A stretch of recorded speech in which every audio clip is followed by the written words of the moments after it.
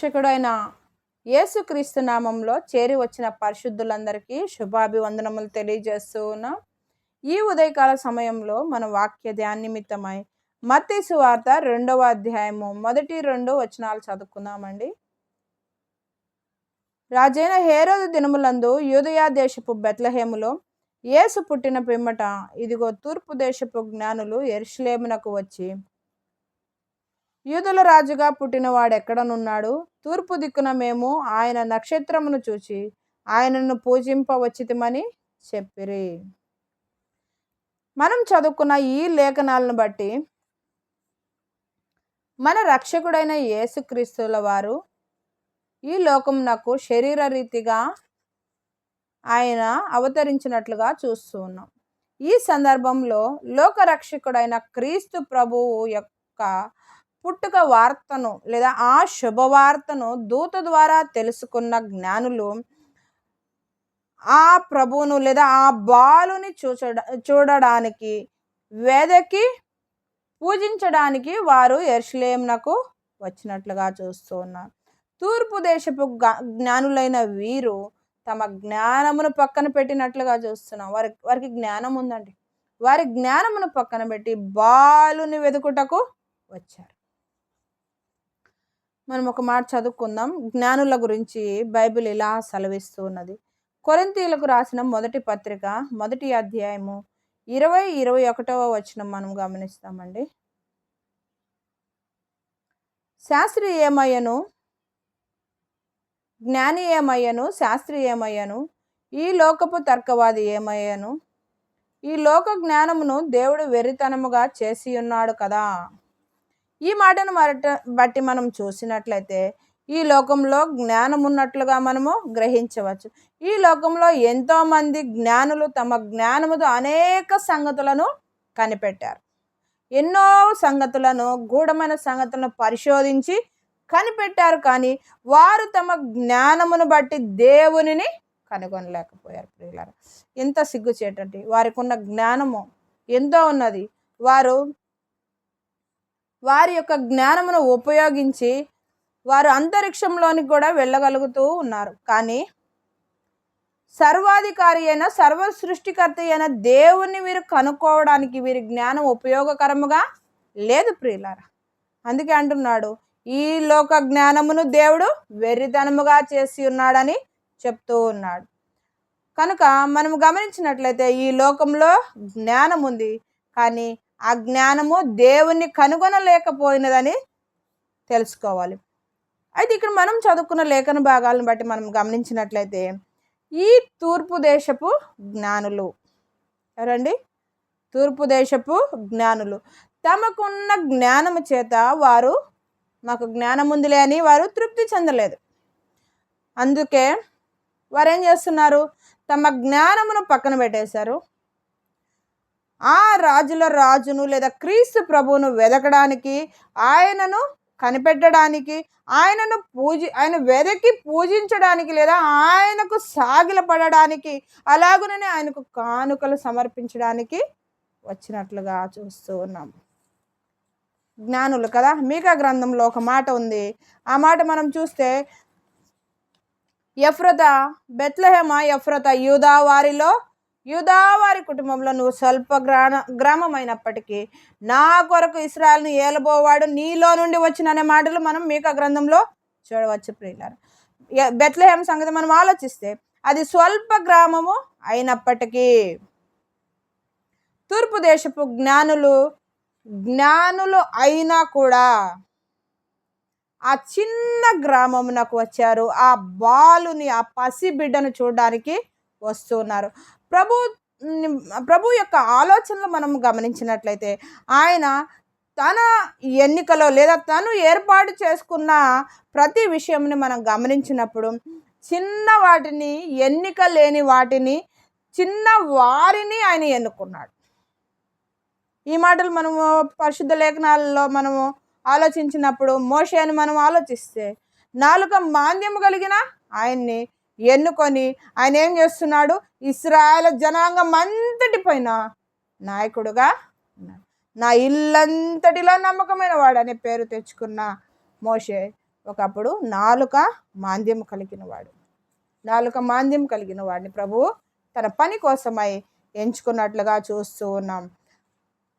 అలాగైతే మనం ఇంకా గమనించినట్లయితే ఇర్మియాని మనం ఆలోచన చేసినప్పుడు ఇర్మియా ప్రవక్త ఆయన అంటున్నాడు, అందుకు అయ్యో ప్రభువుకు యెహోవా చిత్తగించుము, నేను బాలుడనే మాటలాడుటకు నాకు శక్తి చాలదు అంటూ ఉన్నాడు. అంటే ఇర్మియా భక్తుడు లేదా ఇర్మియా ప్రవక్త ప్రభువు దేవుడు ఏర్పాటు చేసుకునే సమయానికి ఆయన బాలుడై ఉన్నాడు. బాలుడైనా సరే కూడా ఆయన దేవుడు ఆ బాలుని ఎన్నుకున్నట్లుగా ఒక ప్రవక్తగా నియమించినట్లుగా మనము చూస్తున్నాం. ఆమోసును మనం ఆలోచన చేస్తే ఆమోసు మేడి పండ్లు ఏరుకునేవాడు, పశువుల కాపరయ్యి ఉన్నాడు, అయినా ఆయన ప్రవక్తగా నియమించుకున్నాడు. ఇలాగున ప్రభువు చిన్న వారిని ఎన్నుకున్నాడు, చిన్న వాటిని తన పని కొరకు ఉపయోగించుకున్నాడు. ఒక మాట మనం చదువుకుందాం. కొరింథీయుల పత్రికలు మనం గమనిస్తే 1వ అధ్యాయం 29వ వచనంలో, జ్ఞానులను సిగ్గుపరచుటకు లోకములో నుండి వెర్రి వారిని దేవుడు ఏర్పరచుకొని ఉన్నాడు, బలవంతులైన వారిని సిగ్గుపరచుటకు లోకంలో బలహీనులైన వారిని దేవుడు ఏర్పరచుకొని ఉన్నాడు, ఎన్నికైన వారిని వ్యర్థము చేయుటకు లోకంలో నీచులైన వారిని, తృణీకరింపబడిన వారిని, ఎన్నిక లేని వారిని దేవుడు ఏర్పరచుకొని ఉన్నాడు. ఈ మాటలు చూడండి ఎంత గంభీరంగా ఉన్నాయి. ఆయన యొక్క ఉన్నతమైన ఉద్దేశాలు లేదా ఆయన యొక్క గ్రహింప శక్యము కాని ఆ ఆలోచనలు ఎలా ఉన్నాయండి? ఆ మాటలు అవి చూస్తే గ్రేటెస్ట్ పర్సన్స్ మాత్రమే ఇలాగా ఆలోచన చేయగలరు. ఎగిరెగిరి పడే వాళ్ళు ఏం చేస్తారంటే తక్కువ వారిని హీనంగా చూస్తారు. దేవుడు ఉన్నతుడు కనుక, ఆయన తలంపులు ఉన్నతమైనవి కనుక ఎవరిని లోకములో తగ్గించాలో ఎవరిని హెచ్చించాలో ఆయనకు బాగా తెలుసును కనుక ఆయన ఏం చేస్తున్నాడు, ఎన్నిక లేని వారిని, నీచులను ఆయన ఎన్నుకుంటూ ఉన్నాడు. దేవుడు గనుడై ఉన్నాడు. మరి నీచులను ఎన్నుకోవడానికి ఆయనకేమన్నా టేస్ట్ లేదా అని మనం అనుకోవచ్చు, కానీ ఆ దేవుడు ఆ ప్రభువు గనుడైని ఉండి తన ఘనతకు తగినట్లుగా గనులను ఆయన ఎంచుకోలేదు, కానీ ఎవరిని ఎంచుకుంటున్నాడు, తన పని కొరకు గనులైన వారిని ఎంచుకొనక మనం ఏం చేస్తామండి, మనుషులమైన మనం ఏం చేస్తాం, హోదాకు తగినట్లుగా లేదా మన స్థితిగతులకు తగినట్లుగా వారితోనే సహవాసం చేయాలని ప్రయత్నం చేస్తూ ఉంటాం నిరంతరం. కానీ దేవుడు గనుడై ఉండి కూడా ఏం చేస్తున్నాడు, వెర్రి వారిని, నీచులను ఆయన ఎన్నుకుంటూ ఉన్నాడు. ఈ లోకరీతిగా జ్ఞానం లేని వారిని ఎన్నుకుంటూ ఉన్నాడు. భక్తిహీనులను అనగా ఇక్కడ బలహీనులు అనగా ఎలాగంటే ఆస్తిపరముగా ఐశ్వర్యము బట్టి చూసిన తన జన బలము భుజబలము లేని వారిని, ఇలాగున బలము లేని వారిని, నీచమైన వారిని ఆయన ఎన్నుకుంటూ ఉన్నాడు. ఎన్నుకొని తన ఏర్పాటులో ఉంచి ఉన్నాడు. తన ఏర్పాటులో ఉంచుకొని తన పని జరిగించుకున్నాడని లేఖనాలు సెలవిస్తున్నాయి. అపోస్తలుల కార్యంలో ఒక మాట అయితే ఉంది. ఎవరండి అక్కడ? యోహాను పేతురులను బట్టి రాయబడి ఉంది. 4వ అధ్యాయం 13వ వచనం చూసినప్పుడు, వారు పేతురు యోహానుల ధైర్యంను చూచినప్పుడు వారు విద్య లేని పామర్లని గ్రహించి ఆశ్చర్యపడి వారు యేసుతో కూడా ఉండిన వారని గుర్తెరిగారు. ఎవరండి వీరు? పేతురు యోహానులు చేపలు పట్టే పేతురుని ఏం చేస్తున్నాడు ఇక్కడ? విద్య లేని పామర్లు, ఈ లోకపు విద్య లేక ఈ లోకపు చదువులు దేవునికి లేదా ఈ లోకపు జ్ఞానము దేవుని దృష్టికి వెర్రితనమని సెలవిస్తుంది. కొంతమంది మేము జ్ఞానులమని విర్రవీగుతూ ఉంటారు కదా, నాకున్న జ్ఞానం ఎవ్వరికీ లేదని చెప్తూ ఉంటారు. కానీ వారి యొక్క జ్ఞానము దేవుని ముందు పెడితే అది వెర్రితనముగా కనబడుతూ ఉన్నది. ఇక్కడ పేతురు యోహానులు విద్య లేని పామర్లు, ఈ లోకంలో ఎంతెంతో చదువులు చదువుతుంటారు కానీ మినిమం సెన్స్ కూడా లేని కొంతమంది వ్యక్తులు మనకు ఎదురు పడుతూనే ఉంటారు. ఏం చదువుకున్నావురా, కొంచెం కూడా జ్ఞానం లేదా అని అడుగుతూ ఉంటుంటారు. కానీ ఇక్కడ మనం గమనిస్తే విద్య లేని పామరులైన ఈ యోహాను పేతురులను దేవుడు ఎన్నుకున్నాడు. ఏ విద్యను బట్టి నీవు అతిశయిస్తున్నావో అది వ్యర్థము, దేవుని ఎదుట అది వ్యర్థము ప్రియులారా. దేవుని ఏర్పాట్లలో విద్య లేని పామర్లు కూడా ఉన్నట్లుగా మనము గమనించవచ్చు. నత్తివారు ఉన్నారు, బాలురు ఉన్నారు, మేడి పండ్లు ఏరుకొనివాడు, పశువుల కాపరి అని ఆమోసు కూడా ఇందులో ఉన్నాడు. అలాగున్న చిన్న చిన్నవి కూడా ప్రభు పనికి ఉపయోగకరమైన పనిముట్లుగా ఉన్నాయన్నమాట. ఇక్కడ మనం చూస్తే దేవుని ఏర్పాటులో విద్య లేని పామర్లే కాదు, ఎవరైనా సరే ఆయన పని జరిగించుటకు, తన ప్రజలను నడిపించుటకు వారిని ఎన్నుకొన్నాడు. ఈలాగున వారిని నడిపిస్తూ ఉన్నాడంటే కారణం ఏంటంటే అది దేవుని యొక్క జ్ఞానమే ప్రియులారా. అలాగైతే తూర్పు దేశపు జ్ఞానులను నడిపించింది ఎవరు? నక్షత్రం కదండి. నక్షత్రము దారిని చూపినట్లుగా చూస్తున్నాం, వారికి దారిని చూపించింది. ఎవరు చూపించారండి? వెలుగుచున్న ఆ నక్షత్రము, ఆ ప్రియ ప్రభువు ఉన్న ఆ దారిని వారికి చూపించినట్లుగా చూస్తున్నాం. మనం ఒక మాట చదువుకుందామండి. ఆదికాండము 1వ అధ్యాయము 16వ వచనంలో, ఆ 2 గొప్ప జ్యోతులను అనగా పగటిని ఏలుటకు పెద్ద జ్యోతిని, రాత్రిని ఏలుటకు చిన్న జ్యోతిని, నక్షత్రములను చేసెను. తండ్రి అయిన దేవుడు సృష్టిని సృజించినప్పుడు చీకటిని వెలుగును, పగటిని రాత్రిని వేరు చేసినట్లుగా చూస్తున్నాం. ఆకాశ నక్షత్రములు జ్యోతుల ద్వారా ఆ చీకటిని పారద్రోలినట్టుగా చూస్తున్నాం.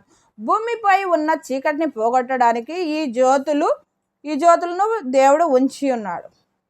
అంటే ఈ జ్యోతుల యొక్క పని ఏంటంటే చీకటిని వెళ్ళగొట్టడమే లేదా వెలుగును నింపడమే ఈ జ్యోతుల యొక్క పని. మరి దేవుని యందు విశ్వాసం ఉంచిన నీవు లేదంటే నేను, విశ్వాసం ఉంచిన మనందరము దేవుని ఎదుట మనము జ్ఞానులము కదా.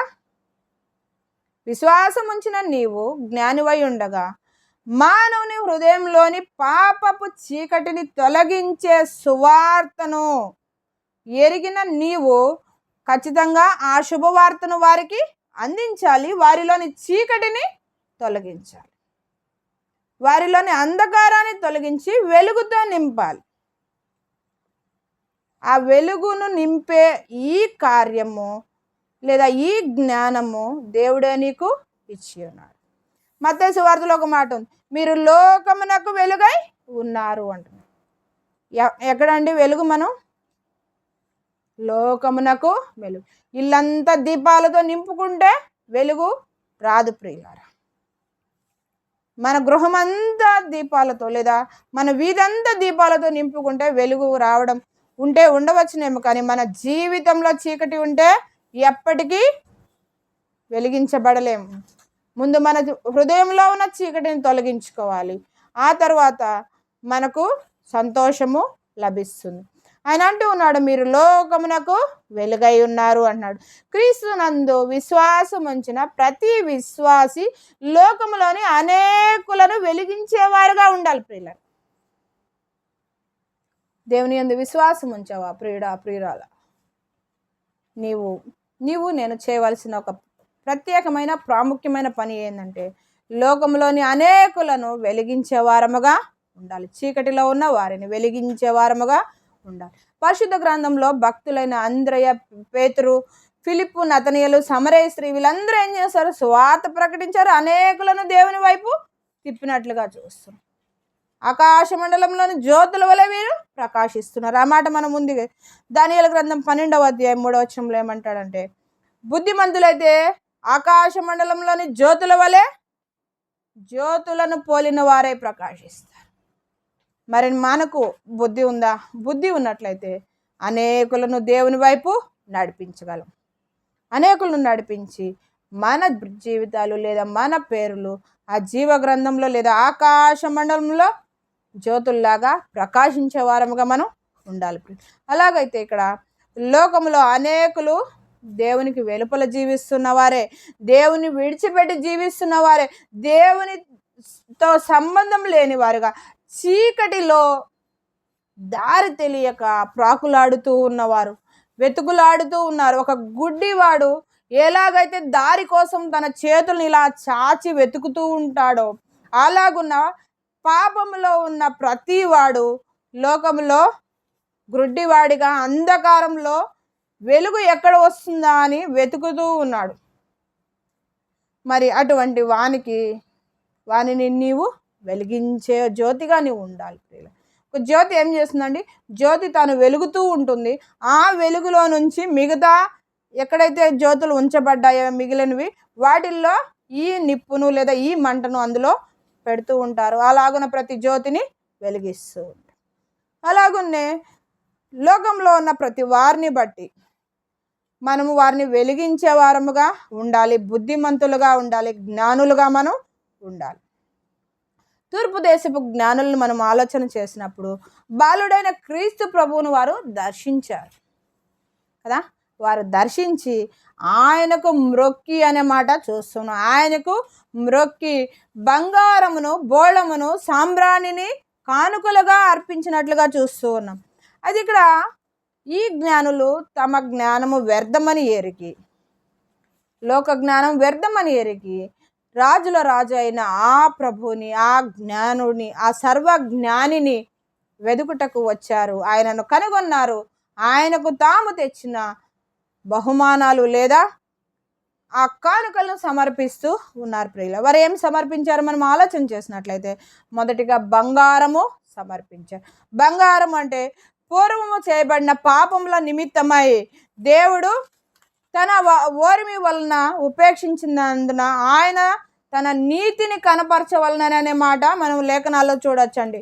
అంటే బంగారము నీతికి సాదృశ్యముగా ఉన్నది ప్రియులారా. ఆయన నీతిమంతుడని పరిశుద్ధ లేఖనాలు సెలవిస్తూ ఉన్నాయి, రుజువుపరుస్తూ ఉన్నాయి. అలాగైతే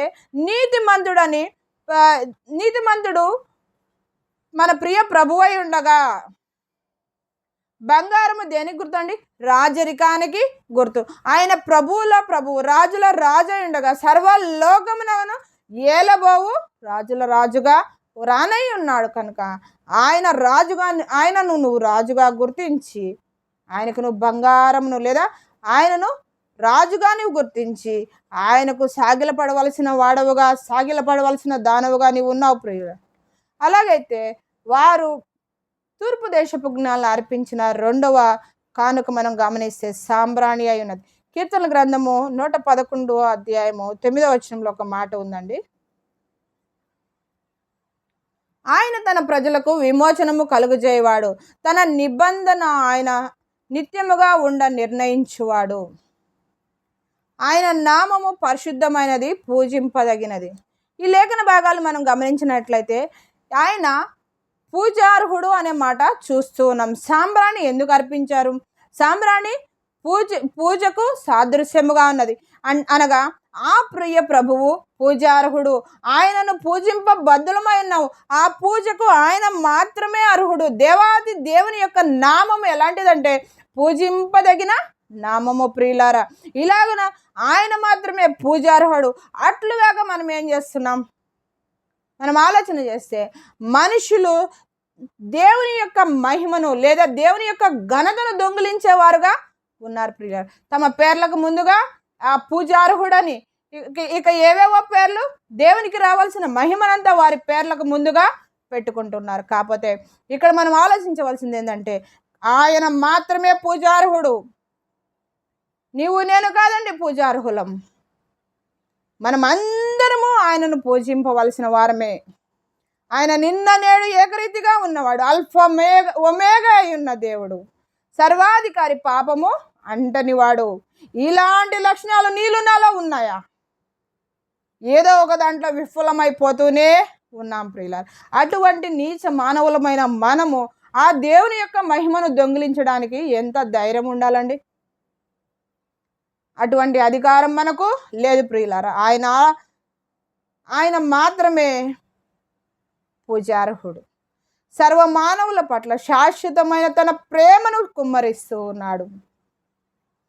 తన వారి కొరకు తన ప్రాణం పెట్టాడు. ఇన్ని క్వాలిటీస్ ఉన్నాయి కాబట్టి ఆయన పూజార్హుడు. ఇందులో ఏ మాటకి నీ జీవితం నా జీవితం సరిపోతుంది? ఒకవేళ అన్ని మాటలకి నీవు నేను లేదా మన అందరి జీవితాలు సరిపోయినట్లయితే మనము పూజార్హులమే. కానీ అలాంటి జీవితము నీలో నాలో మరెవ్వరిలో కూడా లేదు ప్రియులారా. ఆయన మాత్రమే పూజింపదగినవాడు, ఆయన మాత్రమే పూజార్హుడు. కనుక ఈ జ్ఞానులు ఆయన్ను పూజించుటకు సాంబ్రాణిని సమర్పించారు. మూడవ కానుకగా మనం చూస్తే బోళమును కూడా వారు సమర్పించారు. ఒక మాట చదువుకుందామండి. లూకాసు వార్త 2వ అధ్యాయం 11వ వచనం. దావీదు పట్టణమందు నేడు రక్షకుడు మీ కొరకు పుట్టియున్నాడు. ఇక్కడ మనము ఆలోచన చేస్తే మీ కొరకు లోకరక్షకుడు పుట్టి ఉన్నాడనే మాట చూస్తూ ఉన్నాం. ఎందుకు లోకరక్షకుడు పుట్టాలి? ఈ మాటలు మనం గమనిస్తే మానవులందరూ తమ పాపములను లేదా తమ పాపముల చేత దేవునితో సంబంధాన్ని సహవాసాన్ని కోల్పోయి ఉండగా, చీకటిలో పొరలాడుతూ ఉండగా, అగ్నికి చేరువై ఉండగా, నిత్య నరకాగ్నికి పరిగెడుతూ ఉండగా దేవుడు వారిని ప్రేమించాడు. వారి పాపములకు రావాల్సిన శిక్షను భరించుటకు తానే దిగి వచ్చినట్లుగా చూస్తూ ఉన్నాం. మానవ రూపముతో ఆయన దిగి వచ్చాడు. కుమారుడైన క్రీస్తు ఆ శిలువల శ్రమలను భరిస్తూ ఉండగా దానికి ప్రతిఫలంగా తన ప్రజలు నిత్యము తనతో ఉండాలనే ఆలోచనతో ఆ శ్రమలను ఆనందంగా అనుభవించాడు, ఆనందంగా సహించాడు, సంతోషించాడు. ఆ శ్రమల్లో శిలువ వేదనలను సహించి ఉన్నాడు. అన్యాయపు తీర్పులో ఉన్నప్పుడు కూడా ఆయన మౌనిగా నిలబడి ఉన్నాడు. ప్రియులారా, కేకలు వేశారు ఆయన గురించి, వీనిని సిలువ వేయము అని మాట్లాడుతూ ఉన్నారు. బందిపోటు దొంగను కోరుకున్నారు, కానీ మనలను విడిపించే లేదా ఆ నీతి మందుని ఎవరు కోరుకోలేదు. ఇటువంటి అన్యాయపు తీర్పులో నిలబడినప్పుడు కూడా ఆయన మౌనిగా నిలుచున్నాడు. ఉమ్మి వేదలను కూడా ఆయన సహించినాడు. ప్రియులారా, దెబ్బలను కొరడా దెబ్బలు భరించాడు. ఆ కొరడా వీపును చీల్చుతూ ఉండగా, ఆ వీపులోంచి రక్తము స్రవిస్తూ ఉండగా, పదే పదే ఆ వీపు మీద కొరడా దెబ్బలు పడుతూ ఉన్నప్పుడు ఆ మాంసము చీరుతూ ఉండగా, ఆ దేహము చీరుతూ ఉండగా ఆయన మౌనిగా ఉన్నాడు. ఎంతగా ఆయన శ్రమలను అనుభవించాడు. ముళ్ళ కిరీటము తలలో గుచ్చబడుతూ ఉన్నప్పుడు ఎంతగా నీ కొరకు ఉన్నతమైన తలంపులను కలిగి ఉన్న ఆ తలకు ముళ్ళ కిరీటము గుచ్చబడుతూ ఉండగా, దిగబడుతూ ఉండగా ఆయన మౌని అయినాడు. ప్రియులారా, సహించాడు, భరించాడు. ఇవన్నీ చీలలు మేకులు తన చేతుల్లో దిగగొట్టబడుతూ ఉన్నప్పుడు, తన శరీరంలో దిగుతూ ఉండగా ఆ బాధను ఆయన ఓర్చుకున్నాడు, మౌనిగా ఉన్నాడు. శరీరధారి అయిన దేవుడు, శరీరధారి అయిన క్రీస్తు ప్రభు ఇవన్నీ భరిస్తూ ఉన్నాడు. ప్రియులారా, ఇంతగా శ్రమలను సహించి ఎందుకు సహించాడండి? ప్రతి మానవుని క్రీస్తునందు విశ్వాసముంచి రక్షణ పొందుటకు లేదా తన పాపముల నుండి విడిపించబడుటకు ఇవన్నీ సహిస్తూ ఉన్నాడు. మరి ఇంతగా శ్రమలను సహించిన ఆయనకు బోళమును వాళ్ళు సమర్పించుట న్యాయమే కదా? బోళము అనగా శ్రమలకు సాదృశ్యముగా ఉన్నది ప్రభువు. కనుక ఆ ప్రియ ప్రభువు క్రీస్తు శ్రమలను సహించి నీతిమంతుడుగా, పూజార్హుడుగా, ప్రజలందరి పాప శిక్షను భరించిన వాడుగా ఉన్నాడు. ఇందును బట్టి నా జీవితంలో ప్రభువుకు కృతజ్ఞతగా ఏమి ఇవ్వాలండి? బంగారము. ఎలాగండి? అయ్యా, నీవే నీతిమంతుడవు. ఆయన యొక్క నీతిమంతువాన్ని నీవు గుర్తించాలి. ప్రియులారా, నీ బంగారం కన్నా, నీ వెండి కన్నా, నీలోని విలువైన స్థిర చరాస్తుల కన్నా విలువైన వాడు నీ వాడై ఉండాలి. అంతగా నీవు పూజించాలి ఆయనను, అంతగా నీవు ఆయన్ని కొనియాడాలి. ఆయనే పూజార్హుడని నీవు ఒప్పుకోవాలి. ప్రియులారా, నీవు నేను కాదు పూజార్హులం, మా ప్రియ ప్రభువు మాత్రమే పూజార్హుడు. ఆయన మాత్రమే ఆయనకు బోళమును అర్పించాలి. నీవు ఎలాగ అర్పిస్తావు? ఆయన పనుల నిమిత్తమైన శ్రమలను సహించుటకు నీవు సిద్ధపడాలి. ఆయనైతే లోకంలో రావాల్సిన లేదా సిలువలో రావాల్సిన ప్రతి శ్రమను సహించాడు. అలాగైతే దేవుని పని కొరకు అనుభవించవలసిన ప్రతి శ్రమ కొరకు నీవు నేను సిద్ధపడి ఉండాలి. దాగేవారముగా సిగ్గుపడేవారముగా ఉండకూడదు ప్రియులారా. మరి ఆయనకు ఇలాంటి కానుకలతో ఈలాగున ఆయనను పూజించుటకు ఆయన యొద్దకు రావాలి. ఆయన ఎదుట సాగిలపడాలి. ఏదో తల వంచుకొని మనం మోకరిస్తే కాదు, కానీ మన హృదయం అంతా ఈ జ్ఞానులు ఏం చేస్తున్నారు? తమ జ్ఞానము వేస్ట్ అని చెప్పేసి పక్కన పడేస్తారు. చిన్న గ్రామానికి వచ్చారు, బాలుని చూడడానికి వచ్చారు. అలాగనే నీ గొప్పతనం ఏమున్నా అవన్నీ ఆయన దృష్టిలో వ్యర్థమని ఎరిగి గ్రహించి నీవు ఆ గనుని ముందు ఆయనను నీతిమంతుడని ఒప్పుకుంటూ, ఆయన పూజార్హుడని ఒప్పుకుంటూ ఆయనకు కానుకలు సమర్పించే వాడవుగా దానవుగా నీవు ఉండాలి ప్రియులారా. వారైతే కానుకలు సమర్పించుటకు వచ్చారు, ఇచ్చుటకు వచ్చారు. అలాగనే సాగిల పడినట్లుగా మరి నీవు నేను ఎలాగున్నాం? ఆ ప్రియ ప్రభువుని, ఆ గనుడి, సమస్తము సృజించిన ఆ దేవాతి దేవుని మనం ఆలోచన చేసినట్లయితే ఆయన ముందు మనము ఇసుక రేణువులు వంటి వారం కూడా కాము. మరి ఆయన ముందు తగ్గించుకుంటూ ఆయనను హెచ్చిస్తూ ఆయన నామమును ఘనపరచుదుము గాక. అటి కృప దేవుడు మనకు అనుగ్రహించును గాక. ప్రార్థన చేసుకుందామండి. దయాళుడా, నీ పాదములకు స్తోత్రములు. నా ప్రభువా, నీకు స్తోత్రములు నాయన. నీవు మాత్రమే తండ్రి పూజార్హుడవు. నీవు మాత్రమే నాయన రాజులకు రాజువు. నా ప్రభువా, మా కొరకు శ్రమలను అనుభవించిన నా ప్రభువా, వేదనలు అనుభవించిన వాడవు తండ్రి. అందుని బట్టి కృతజ్ఞతాస్తుతులు మా హృదయపూర్వకంగా చెల్లిస్తూ ఉన్నాం ప్రభువా. మీ నిమిత్తమై మేము ప్రతి విషయంలో శ్రమలు అనుభవించే వారముగా ఉండుటకు మా మనసులను సిద్ధం చేయమని మా కొరకు ప్రాణం పెట్టిన యేసయ్య పరిశుద్ధమైన నామమున ప్రార్థన చేసి వేడుకొంచున్నాం తండ్రి. ఆమేన్. అందరికీ వందనాలండి.